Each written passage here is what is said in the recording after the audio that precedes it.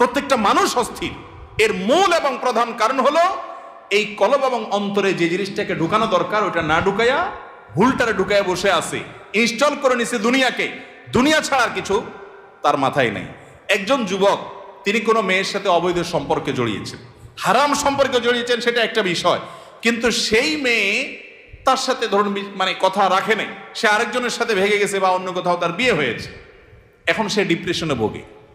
কেন ডিপ্রেশনে ভোগে? যে ওই পছন্দের মানুষটাকে সে পায় নাই।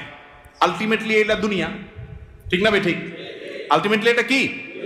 তার অন্তরে যদি আল্লাহকে স্থান দিত, আল্লাহকে যদি সবচেয়ে বেশি ভালোবাসতো, আল্লাযীনা আমানু আশাদ্দু হুব্বাল, তার অন্তরে যদি আল্লাহর সাথে মহব্বত সবচেয়ে বেশি থাকতো, আল্লাহর সন্তুষ্টিটাকে সবকিছুর উপর যদি প্রায়োরিটি দিত, তাহলে এরকম কেউ তার জীবন থেকে চলে গেছে, কেউ আসছে, কোনো দোস্ত নারাজ হয়ে গেছে, কিছু টাকা লস হয়ে গেছে, একটা ব্যবসা